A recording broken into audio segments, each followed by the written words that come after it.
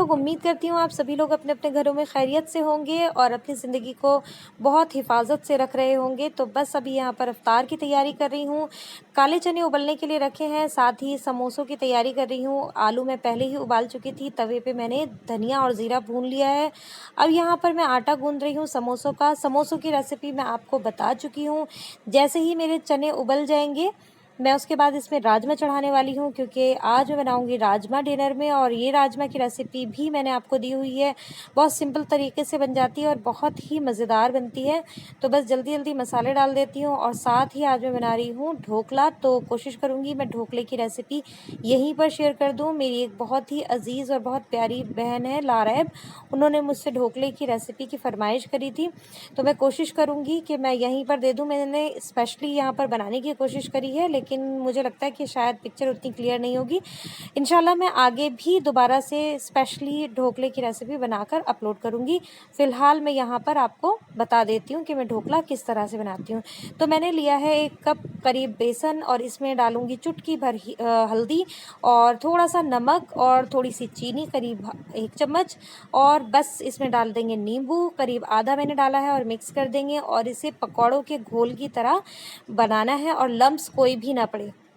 तो यहाँ पे मैं सारी गांठें इसकी ख़त्म कर देती हूँ। उसके बाद हम कंसिस्टेंसी एडजस्ट कर देंगे। तो ये देखिए, इस तरह की हमने कंसिस्टेंसी इसमें रखी थी। अब इसमें करीब 1 चम्मच ऑयल डाला है और 1/4 टीस्पून से थोड़ा सा ज़्यादा मैंने डाला है इनो, और इसे मिक्स कर देंगे अच्छे से फूल जाए। और बस इसे यहाँ पर हमने स्टैंड में रख करके भापे पकने के लिए रख दिया है। अब यहाँ पर लिया है थोड़ा सा ऑयल और डाला है कड़ी पत्ता, और थोड़ी सी डाल दी है मैंने राई दाना। और जैसे ही राई दाना कड़कने लगा, इसमें डाली हैं 3 से 4 हरी मिर्चें काट करके, और पानी डाल दिया है। अब हमने ढोकले को चेक कर लेना है। उबलते हुए पानी में मैंने यहाँ पर डाला है चीनी, और साथ में डाला है थोड़ा सा नमक, और डाला है इसमें नींबू का रस। तो नमक मैंने डाल दिया था 1/4 टीस्पून, चीनी अच्छी से डलती है करीब 2 से 4 चम्मच, और साथ ही डाल दिया था नींबू, करीब 1 नींबू का रस मैंने डाला था। तो बस ये हमारे ढोकले का शीरा तैयार हो गया। जब ये ठंडा हो जाएगा शीरा, तो हमने इसे ढोकले को ठंडा हो जाने के बाद डालना है। जब ढोकला भी ठंडा हो जाए, तो उसके बाद हमने इस पर शीरा डालना है। तो बस अब मैं यहाँ पर समोसों की तैयारी कर रही हूँ। समोसों के लिए मैंने मसाला आपको बताया हुआ है, तो बस यहाँ पे सारे मसाले फटाफट डाल देती हूँ। ज़ीरा गरम हो चुका था, आलू डाले हैं, हल्दी, नमक, मिर्च और गरम मसाला, अमचूर, ज़ीरा पाउडर और हरी मिर्च, हरा धनिया, यही सारे के सारे मसाले मैंने डाल दिए हैं। और इसे अच्छे से कुछ सेकंड मिक्स करना है। और बस अगर आप चाहें तो इसमें मटर भी उबाल करके डाल सकते हैं, लेकिन मैंने मटर नहीं डाला। मैं इसमें डालूँगी पनीर, जो कि बहुत ही आजकल हेल्थ के लिए ज़रूरी है। वैसे भी ज़रूरी है, लेकिन रमज़ान में तो और भी ज़्यादा न्यूट्रिशन चाहिए होता है, तो मैंने यहाँ पर यूज़ किया है पनीर। और आज मैं एक रेसिपी पनीर की भी बनाने वाली हूँ, जो कि बहुत ही हेल्दी भी है और मज़ेदार भी है।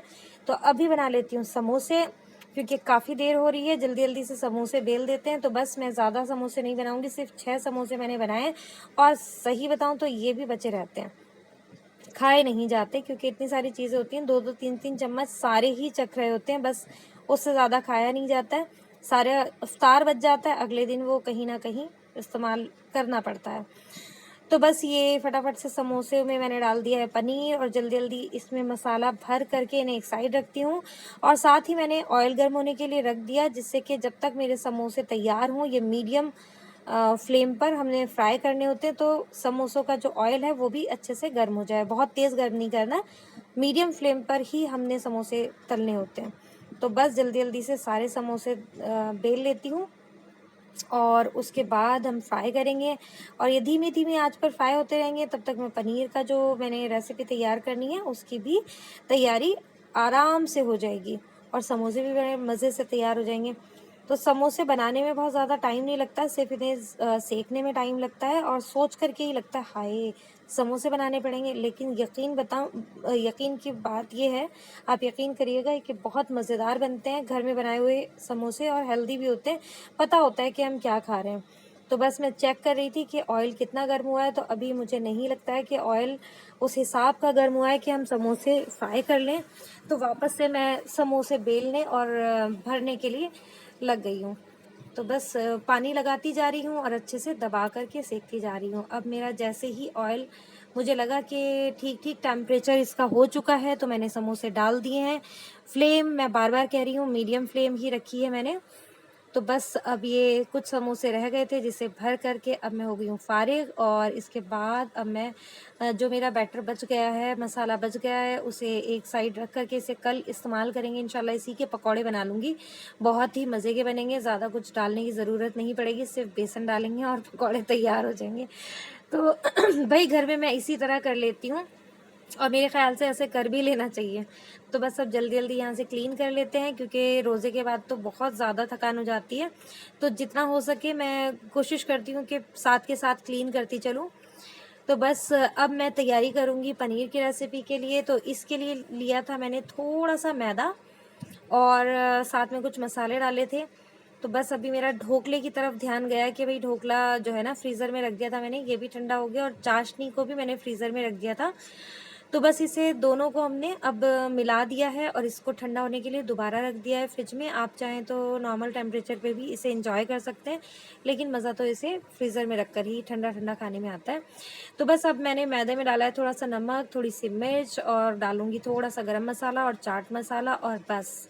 और इसके बाद हमने इसमें थोड़ा-सा डाल देना है पानी, जिससे कि एक गाढ़ा-सा घोल बने। बहुत पतला नहीं बनाना है और ना ही बहुत गाढ़ा हो। तो बस इस तरह का टेक्सचर रखना है, जैसे पकौड़ों का होता है उससे थोड़ा-सा थिक रखना है। तो बस अब जल्दी से मैंने सोचा कि चम्मच से घोलते-घोलते तो इसकी गाँठें अच्छे से नहीं ख़त्म होंगी, मैं हाथ से ही फटाफट से इसे अच्छे से फेंट लिया। और मैं गाढ़ा इसलिए कह रही हूँ क्योंकि पनीर खुद का भी पानी छोड़ता है, तो वो पतला हो जाता है। तो जैसे ही हमने ना इसमें अच्छे से कोट कर लेना है, और साथ ही रखा है मैंने ब्रेड क्रम्स, और एक-एक पनीर का पीस निकालती गई और ब्रेड क्रम्स में अच्छे से लपेटती गई, जिससे कि मेरे बहुत ही अच्छे से ये तैयार हो गए। और जब सारे तैयार हो गए तो हमने फ्लेम थोड़ी-सी हाई कर देनी है, क्योंकि बहुत ज़्यादा आँच पर नहीं, ना तो बहुत ज़्यादा तेज़ हो और ना ही बहुत ज़्यादा हल्की हो। तो बस हमने कुछ सेकंड इसे पकने दिया था, ऐसे ही छोड़ दिया था, और जैसे ही मुझे लगा कि 2 से 3 मिनट हो चुके हैं, तो मैंने चम्मच चलाया। उससे ये होता है कि कोटिंग उतरती नहीं है और बहुत अच्छे से बन जाते हैं। तो ये लीजिए तैयार हो गए हमारे समोसे भी, और हमारे पनीर के बहुत मज़ेदार सी रेसिपी भी।